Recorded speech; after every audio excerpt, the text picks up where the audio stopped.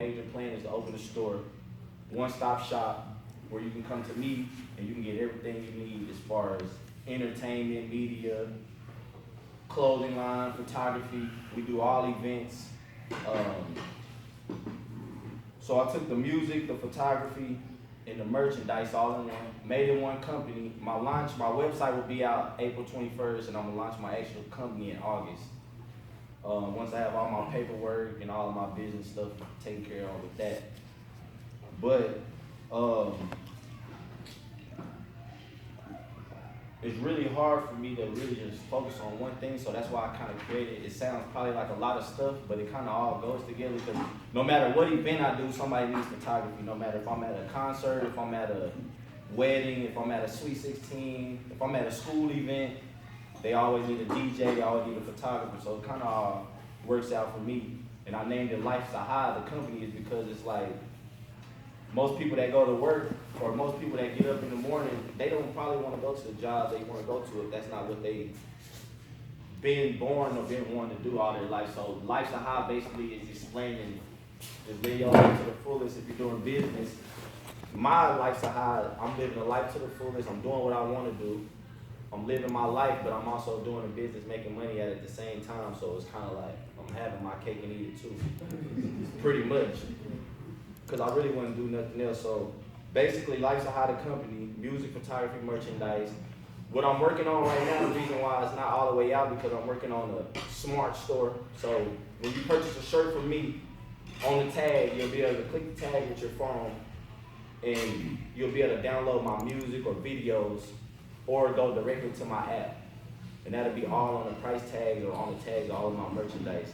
So that's what I'm creating right now, basically. And for my online store, so if you buy something from me online, you purchase my clothing, use your phone, because all phones are smartphones pretty much now.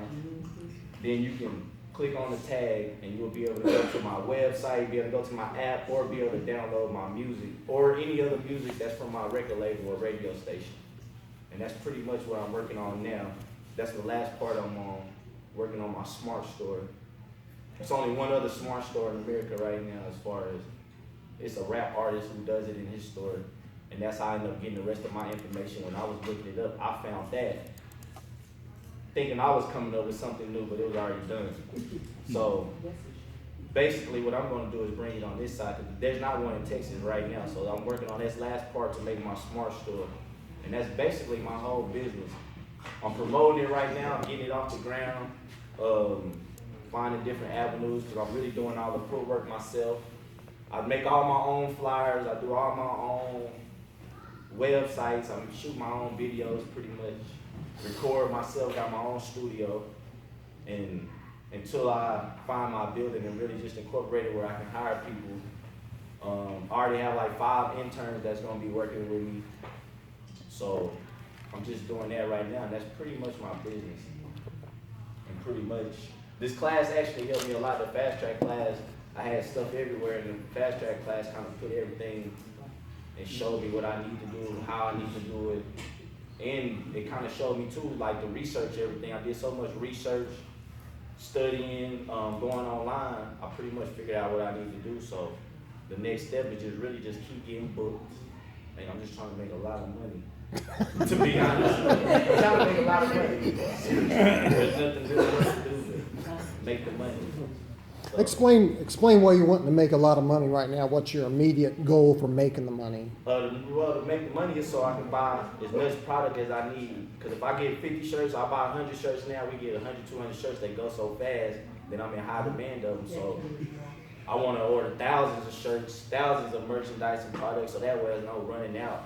And I have full supply, buy more equipment, and get buildings, so that way I can incorporate it all into stores, pretty much. Yes, Okay, a comment and a quick question.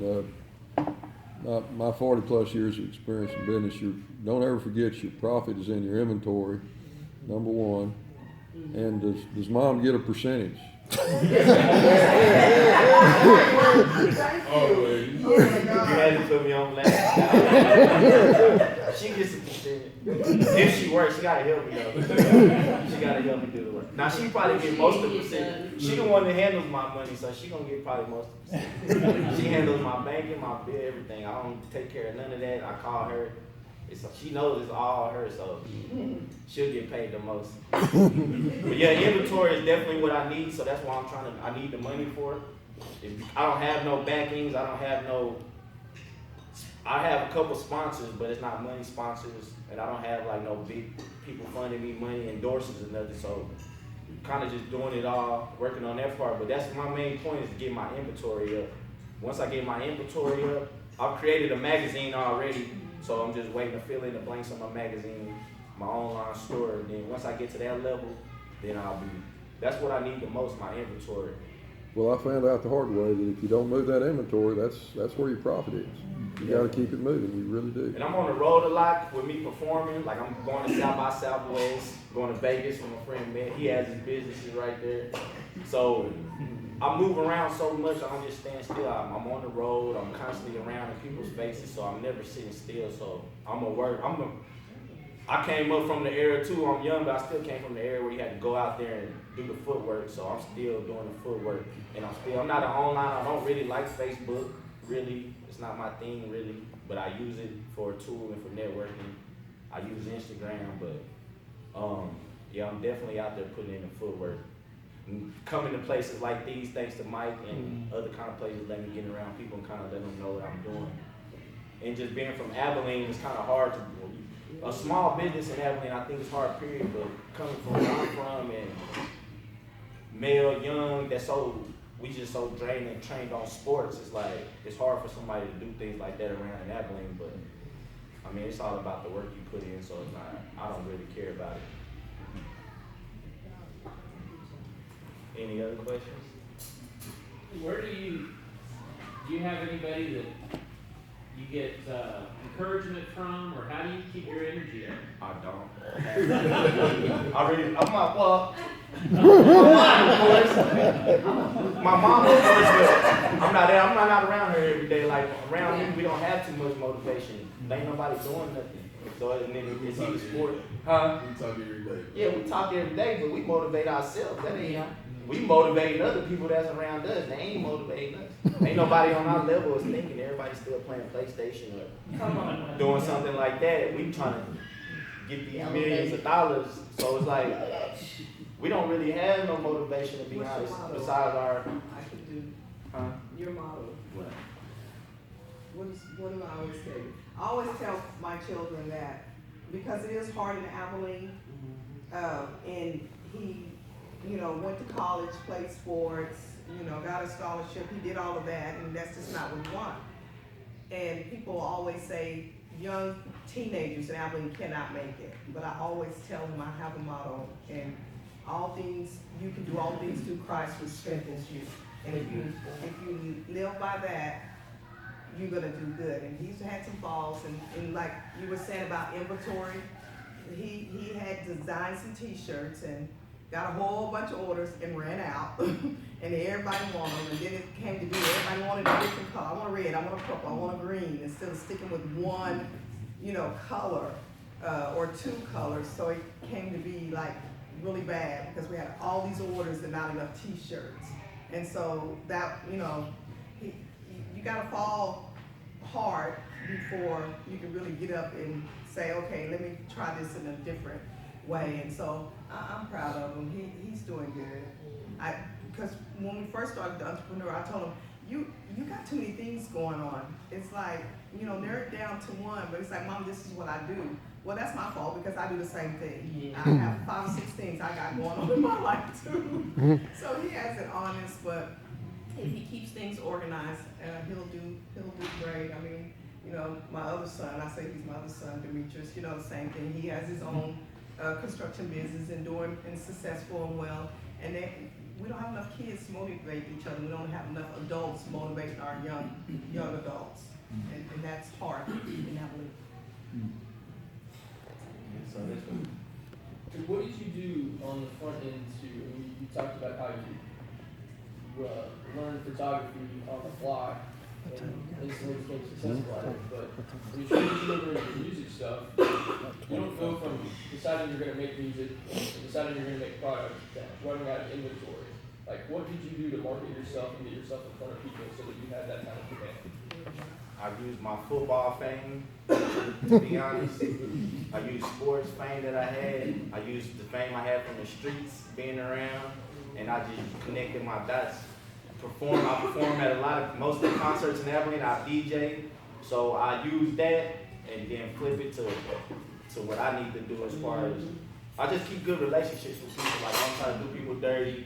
I don't try to, like, I'm not no games or nothing, so like, I'm a neutral person in my city. So it's like, I just try to keep good relationships and I just keep cool with people, so that way I just keep my face in people's face. So if people don't see me, I did a online show called Music and Life, so I put it on YouTube and put it out every Monday. I had a radio show, they heard my voice every Tuesday. I did this when played basketball, where everybody played basketball on Wednesday. So I just kept my face in places and kept putting up people what I was doing. And then my brand that I have on my shirt, my record label, in the Life's a High and I Want Forever, just keep catching people's attention. They like, I Want Forever, what does that mean? Life's a high, that's true. So once I started explaining it to them, and they like my product, they was like, oh, we're gonna support it. So I just, and anytime I get it, I got 2,000, 3,000 friends on Facebook, I'm tagging everybody. And it might take me a whole half a day, but I'm tagging everybody. I go to my Instagram, tag everybody. I have my friends, if I don't see them tagging, hey, what y'all doing? Y'all slipping. You know what I'm saying? Help me out here. Because most of them want free shirts. You know what I'm saying? So y'all want all these free shirts, y'all need to help me push this. So I give out 20 free shirts or to my family, and then we'll go out somewhere, take a whole bunch of pictures. People like, oh, man, I want to be a part of that. So then now I got them right there, and then I just keep on doing it. Then I'm always on the internet. I'm always in somebody's club, or bar, or pool hall, places like this. I'm everywhere. So I just keep myself out there, try to as much as I can. That's really all you can do. Because once I was set back for like 2 weeks one time, and I almost lost. Like I lost my whole. I wasn't getting my phone call. It wasn't calling. So like once I got back out there, my phone went to back to ringing again. So. What's been your biggest challenge so far? My biggest challenge? Yep.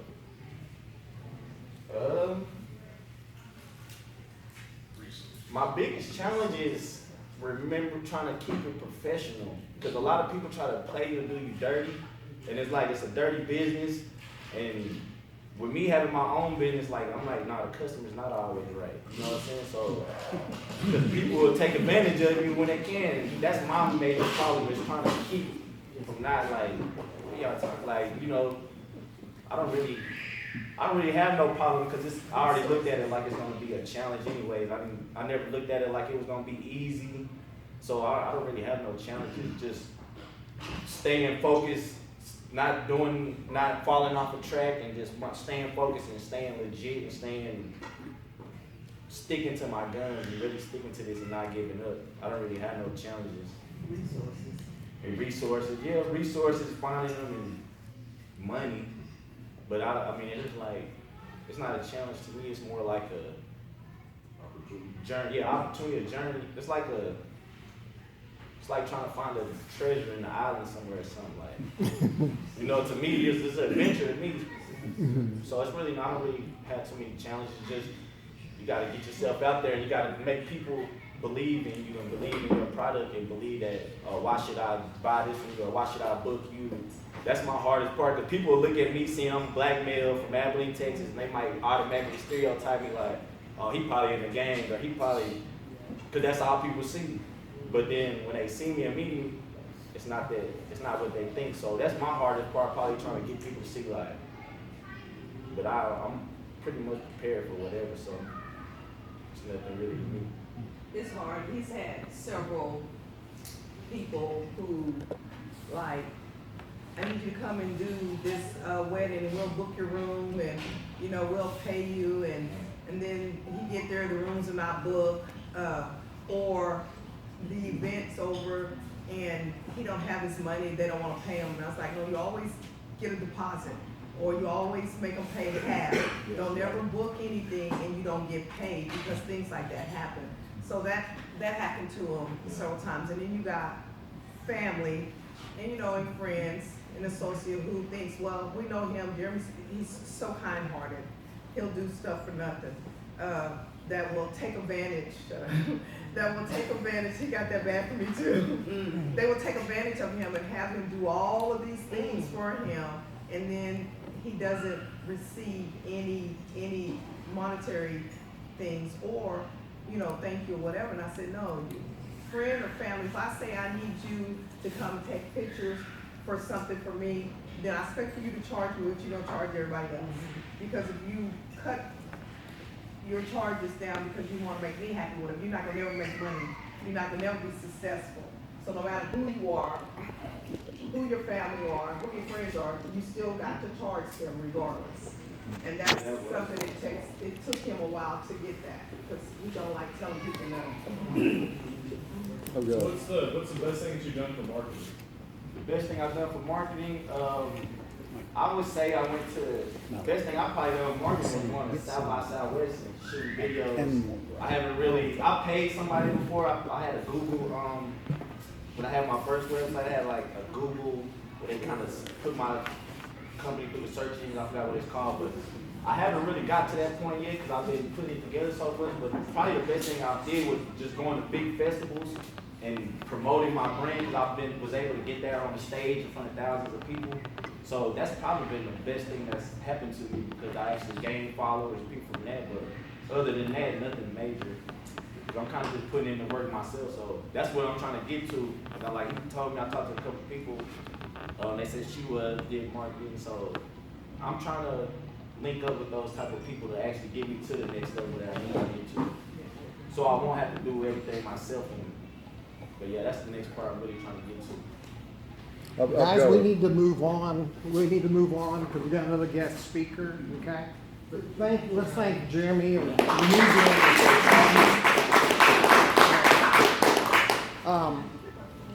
Dr. Paul Mason is up next. And we've asked Dr. Paul Mason to come and tell us about what's going on at McMurray. He is the Dean of Business at McMurray University. So, Paul, take it away.